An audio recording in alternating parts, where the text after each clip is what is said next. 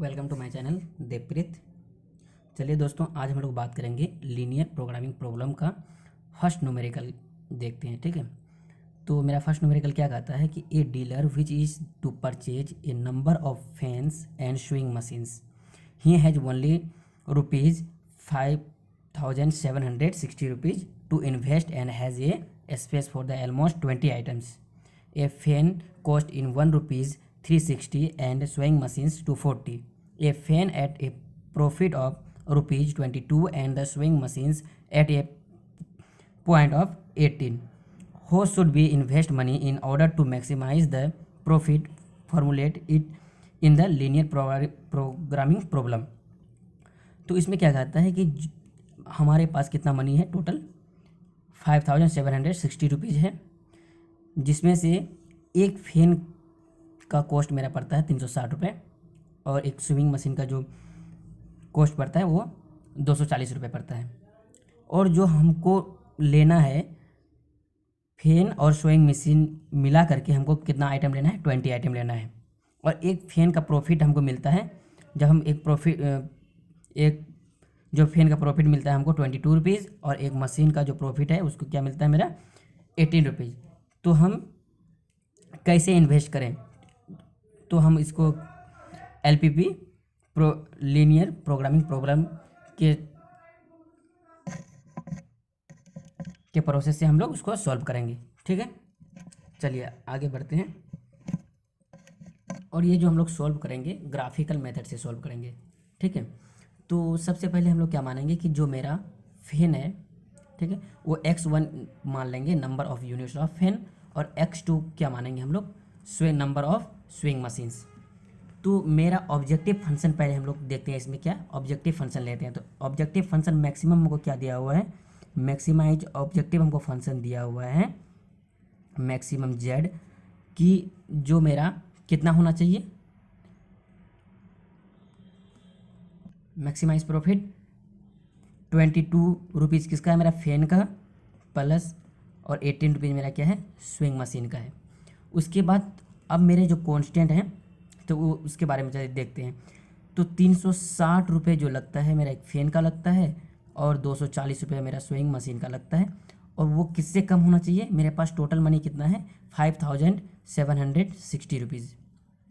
Okay, और दूसरा क्या हो जाएगा, x1 प्लस x2, टोटल मेरा आइटम कितना होना चाहिए, 20 से कम होना चाहिए। तो अब हम लोग क्या करते हैं ग्राफिकल मेथड में, सबसे पहले फर्स्ट स्टेप हम लोग क्या लेते हैं कि ये जो हमारा है इसका पहले हम लोग क्या लेते हैं, कोऑर्डिनेट लेते हैं। तो इसका कोऑर्डिनेट मेरा क्या आ जाएगा, यदि हम x1 को 0 करते हैं तो मेरा x2 का वैल्यू निकल जाएगा, यदि हम x2 को 0 करेंगे तो मेरा x1 का वैल्यू निकल जाएगा। चलिए हम लोग देखते हैं, यदि हम x कोऑर्डिनेट निकाल रहे हैं तो क्या हो जाएगा, यदि हम x1 को 0 करते हैं तो x2 का वैल्यू मेरा क्या आ जाएगा, x1 को यदि हम 0 कर ले रहे हैं तो x2 का मेरा वैल्यू क्या आ जाएगा, 5760 डिवाइड बाई 240, तो मेरा क्या आ जाएगा 24। यदि हम क्या करते हैं x2 को हम 0 कर देते हैं तो मेरा x1 का वैल्यू क्या आ जाएगा, 5760 डिवाइड बाई 360, मेरा कितना आ जा रहा है 16। ठीक है, तो मेरा x1 16 आ जाएगा और जो x2 है मेरा क्या आ जाएगा 0। तो अब यदि अब इसका निकालेंगे तो इसका क्या हो जाएगा, मेरा x1 क्या हो जाएगा, यदि x1 को 0 करेंगे तो x2 मेरा 20 हो जाएगा, और x2 को हम लोग 0 करेंगे तो x1 मेरा 20 हो जाएगा। तो अब हम लोग इसका ग्राफ बनाते हैं, ग्राफ प्लॉट करते हैं। तो चलिए देखते हैं, ग्राफ बनाते हैं इसका। ये हो गया मेरा, क्योंकि ये ग्राफ पेपर नहीं है तो उसको हम लोग क्या करेंगे, जो भी मेरा इक्वेशन होगा उसको हम लोग सॉल्व करके बनाएंगे। ठीक है, तो मेरा ये क्या हो जाएगा, x1 का वैल्यू ये आ जाएगा और x2 का वैल्यू ये आएगा। उसके बाद हम लोग क्या करते हैं, 4 का काउंटिंग लेते हैं, 4 8। सिमिलरली ये मेरा ग्राफ जो है प्लॉट मेरा तैयार हो गया। अब चलिए देखते हैं पॉइंट। ठीक है, तो मेरा कोऑर्डिनेट कितना है फर्स्ट इक्वेशन का, 0 और 24, तो y मेरा 24 है, x मेरा 0 है, तो मेरा x 0 0 यहाँ पे है, तो ये x और 24 यहाँ आ गया, ठीक है, इसको मैंने इसको इंडिकेट कर दिया। उसके बाद क्या है 16 और 0, तो 16 मेरा यहाँ पे है x और y 0 यहाँ पे हो गया। तो चलिए इन दोनों पॉइंट को हम लोग क्या करते हैं, मिला देते हैं। तो ये किस इक्वेशन का लाइन है, 360 x1 plus 240 x2 is equal to 5760। और हम लोग क्या लेते हैं दूसरा, तो दूसरा क्या है 0 20 20 0, तो 0 यहाँ पे है, तो यहाँ से हम लोग 20 लेते हैं और इधर 20 लेते हैं, ठीक है। तो अब इन दोनों लाइनों को भी हम लोग क्या करते हैं, मैच कर देते हैं। तो ये जो लाइन हो गया, एक किसका लाइन हो गया x1 plus x2 equal to less than equal to 20 हो गया। तो अब यहाँ पे देखिए, यहाँ पे क्या दिया हुआ है 360 x1 plus 240 x2 less than 5760। तो लेस देन मतलब क्या हो जाएगा, ये इसका जो ग्राफ आएगा प्लॉट नीचे की तरफ आएगा, ठीक है। लेस देन मतलब ओरिजिन की ओर, ठीक है। यदि ग्रेटर देन होगा तो इसके ओरिजिन से बाहर आएगा। तो हम लोग क्या करते हैं, इसको छायांकित कर देते हैं। और फिर अब हम लोग देखते हैं x1 प्लस x2, ये भी क्या है मेरा लेस देन 20 है। तो लेस देन 20 मतलब ओरिजिन की ओर हमको आना है। तो ओरिजिन की ओर ये लाइन है, तो ये लाइन हम लोग ले लेते हैं। तो अब जब हम लोगों ने इसको ले लिया, तो अब हम लोग को देखना है कि इसका कॉमन एरिया कौन सा है। तो कॉमन एरिया की ये देखिए, इस लाइन के अंडर ये आता है, ठीक है, और इस लाइन के अंदर मेरा ये कॉमन एरिया आता है। तो ये हो गया पॉइंट, एक पॉइंट ए हो गया, ठीक है, ए, दूसरा पॉइंट ये हो गया बी, तीसरा पॉइंट सी और चौथा पॉइंट मेरा डी। तो चलिए अब आगे बढ़ते हैं। तो इसका ए का कोऑर्डिनेट क्या हो जाएगा, मेरा ए का कोऑर्डिनेट तो मेरा 0 0 हो जाएगा। अब यहाँ बात करते हैं बी की। तो बी का कोऑर्डिनेट क्या हो जाएगा, x इक्वल टू 16 और b इक्वल टू 0। सी का मुझे पता नहीं है, तो हम लोग क्या करेंगे, सी का इक्वेशन हम लोग सॉल्व करेंगे।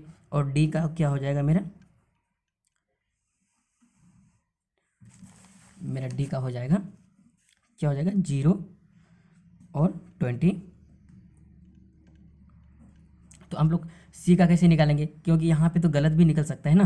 तो हम लोग क्या करेंगे, इन दोनों इक्वेशन को जब हम लोग सॉल्व करेंगे तो मेरा पॉइंट सी जहाँ पे इंटरसेक्शन हो रहा है, तो इसका हम लोग पॉइंट निकल जाएगा।